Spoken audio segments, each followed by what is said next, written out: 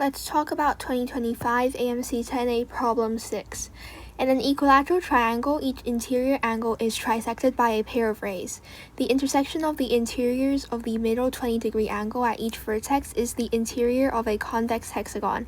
What is the degree measure of the smallest angle of this hexagon? So I already have the diagram drawn, and it's pretty easy to draw. It's pretty obvious how to draw it and everything. So yeah, this is our diagram, and the blue part that is highlighted is our convex hexagon mentioned in the problem. So we want the smallest angle of this hexagon, and there are 6 different angles, but that does not mean we have to find 6 different values and then compare their size, because this is an equilateral triangle, which means there are many lines of symmetry, and anything that kind of looks looks exactly the same, it's in the same position after you rotate the triangle, will be the same. So for example, what I mean is, if you rotated this entire triangle, you would realize, so if you flip your screen or flip your diagram that you've drawn during the test, you would realize that this angle, and this angle are at the same position. They're all here at the kind of top part of this middle 20 triangle, right? Same thing for this. It's at the top part of this middle 20 triangle. Same thing for the other angle. So all these 3 angles would be the same in value. And the same thing goes for the rest of the angles that also are in the same position. They are at the bottom part of the middle 20 triangle. So this means that all of these, there's only basically 2 values, and you want to find the smaller one. So how do you find any of these values? Well, clearly you have to use the fact that we have trisectors, and this is an equilateral triangle. So firstly, I guess label out everything you know. Well, we know that this is 20 degrees. So let's say we want to find this angle or something, right? Like one of these. If this is 20 degrees and these 2 lines are equal because of, again, symmetry, and I guess you could also prove their congruence and, everything like that, but they're just equal because there's no reason for them not to be. It is a symmetric equilateral triangle. Then these 2 angles would be 80 degrees each. Okay, so what does that actually tell us then? Well, to find this angle here, we want the value of this angle because these 2 are the same angles, right? They're the same in value. And to find this, we want to find the value of these 2 angles, which are equal because of symmetry again. So ultimately our goal is to find the value of these 2 angles. Okay, and similarly,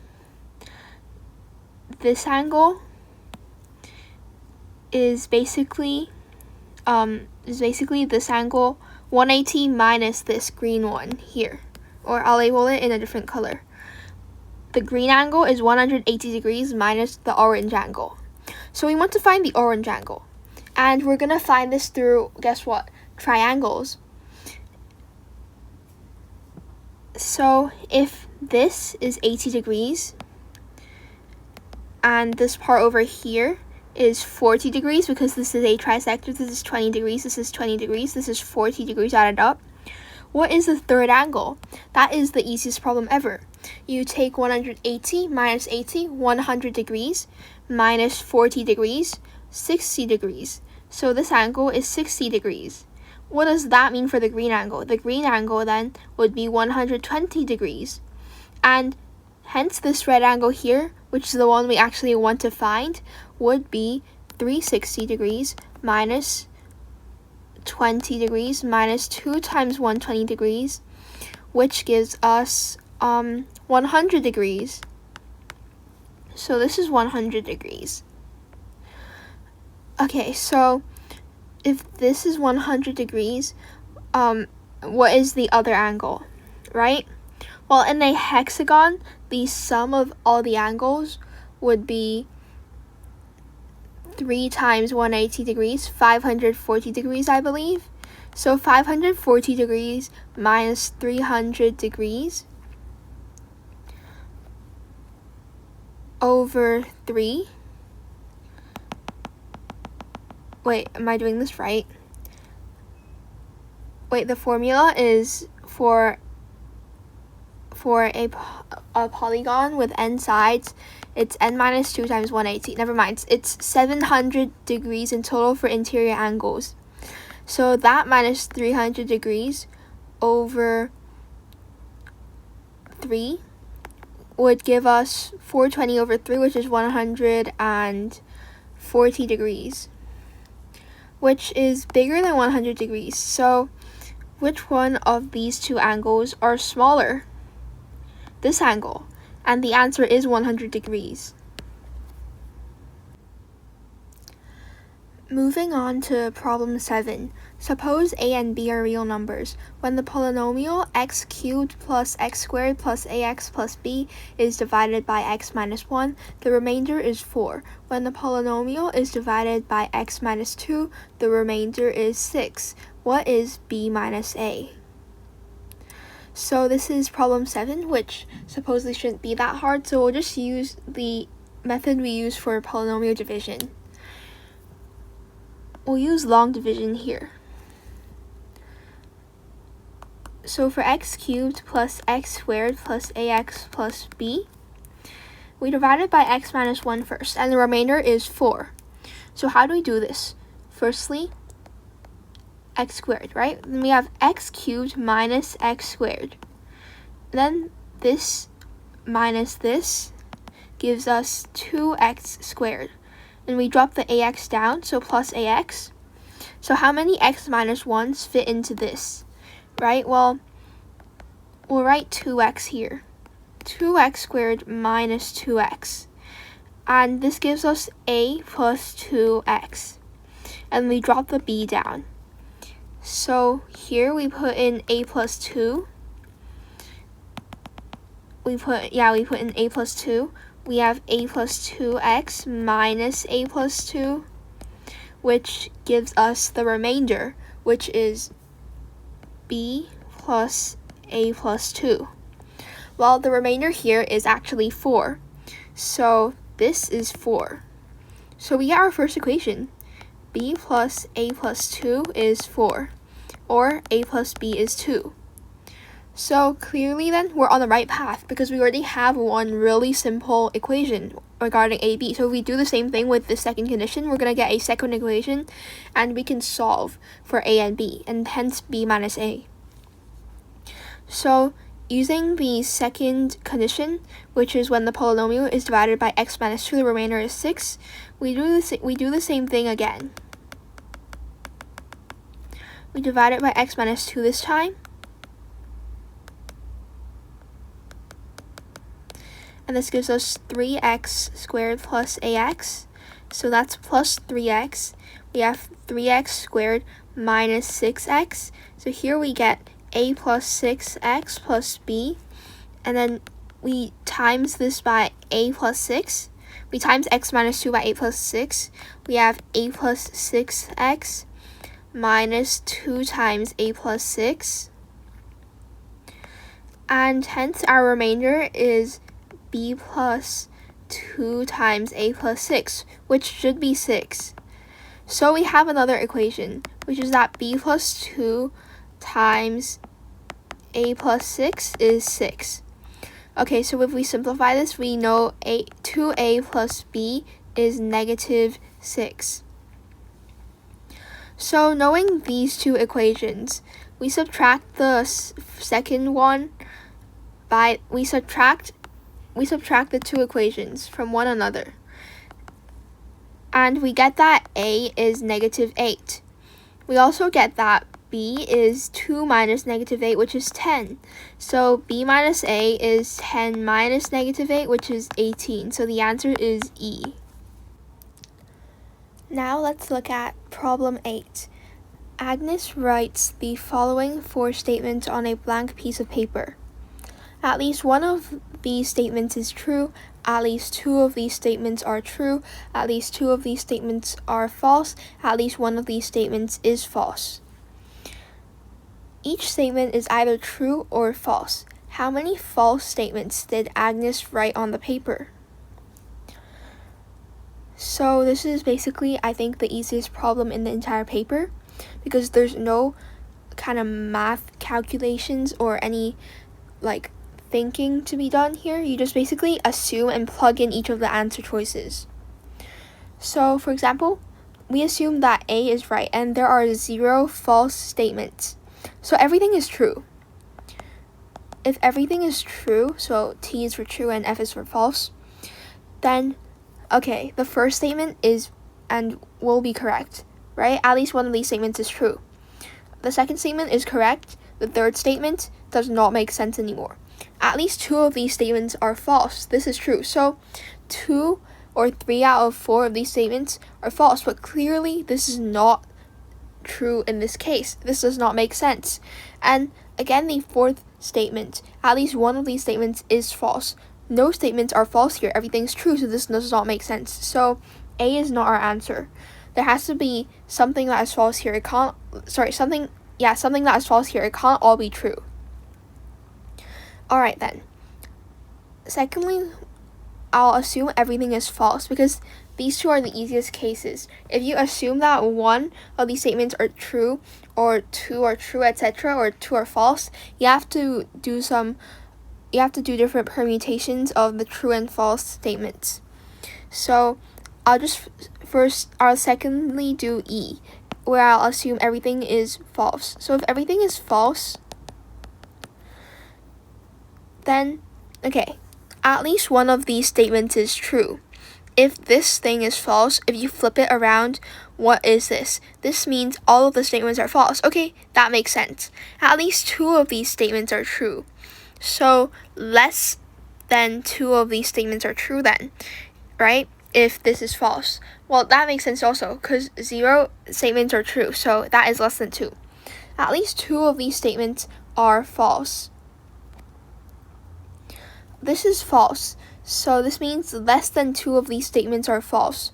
But this does not make sense because there are 4 false statements. It's not less than 2. So E is not the right answer. Okay, moving on to these, where you have to do some permutations to figure out which one is actually right. So let's first assume there is 1 false statement. So which one would you think it is if there was only 1 false statement, right? And everything else is true. So if there are 3 true statements, this has to be true. This has to be true as well. And I would think that this is false and this is true, right? Because if there are 3 true statements, you look at which statements here make sense when they are true, when there are 3 true statements given. Well, obviously there are at least 1 and 2 of these statements that are true, and there is one of these statements that are that is false. So clearly then, this has to be false, right? And this actually makes sense. So our answer is B. Moving on to problem 9. Let fx equals 100x cubed minus 300x squared plus 200x. For how many real numbers a does the graph of y equals fx minus a pass through the point 1, 25? So what I did during the exam was I just plugged x minus a into fx. So for f of x minus a, that is 100 times x minus a cubed minus 300 times x minus a squared plus 200x minus a. And this is 25 when x is 1. Okay, so then we plug x equals 1 in, and we get 100 times 1 minus a cubed minus 300 times 1 minus a squared plus 200 times 1 minus a equals 25. And we want to see how many solutions there are for a. Okay, so firstly, notice that this is a cube, this is like a cube polynomial. So there are at most 3 roots. There can't be 4 roots here. So if you're gonna guess or something, don't guess D and don't guess E. Okay, so are there 1, 2, or 3 roots here? Well, let's first expand and add like terms. So we have 100 times negative a cubed plus 3a squared minus 3a plus 1 minus 300 times a squared minus 2a plus 1 plus 200 times 1 minus a equals 25. And we should also divide everything by 25 before we expand. So we have 4 times this thing. We have 12 times this, and then we have 8 times this, which is 1. So then, after we expand everything, we get negative 4a cubed plus 12a squared minus 12a plus 4 minus 12a squared plus 24a minus 12 plus 8 minus 8a equals 1. Now we add like terms. So first we consider negative 4a cubed. Then we consider the squared terms. 12a squared minus 12a squared, that is 0 squared. Right, 0a squared. So we don't write anything down. Then we consider a. Negative 12a plus 24a is 12a. Minus 8a is 4a. So plus 4a. And then we have plus 4 plus 8 minus 12, which is 0. So this is 1. So this is like our ultimate simplified equation. And if we try to solve for this, well, which is kind of hard to solve because it is a cube root, and say you don't know how to solve it, like I didn't know how to solve it during the exam, then at this point just try and graph it. It's like a really simple graph, right? Like just plug in some random values and see where it will pass through 0 rather than actually calculating for the possibly irrational root of where it passes through 0. Just plug in like the easiest values here and just see what will happen. So if you plug in 0, for example, okay, so if we move the 1, so if we make sure everything is on one side, then we have that fx minus a when x is 1 is, let's say, g of a equals 4a cubed minus 4a plus 1. And we want to see what values of this equals 0. So again, we plug, let's say a is 0, right? If a is 0, g of a is 1. So we're just going to try to graph this. If a is 1, then g of a is 1. Yeah. If a is negative 1, then g of a is negative 4 plus 4. Wait, negative 4 plus 4. Oh, it's 1 again. And we plug in some more values, like, let's try to get a negative value, because, okay, say for this value here, and this value here, you have to go up or go down, right?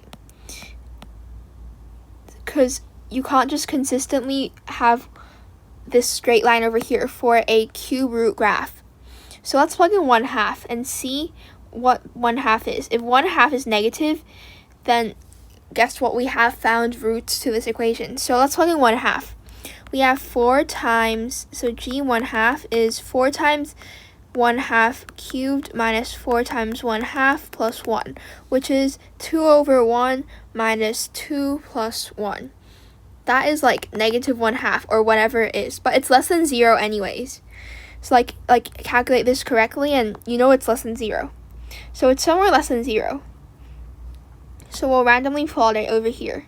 And hence if we connect these lines, notice that there are 2 points that pass through 0. And these are the points of these are the roots we're talking about here. We want this equation to be 0, and these two satisfy this equation being 0. So we have at least 2 roots. So 1 is not even an answer choice anymore.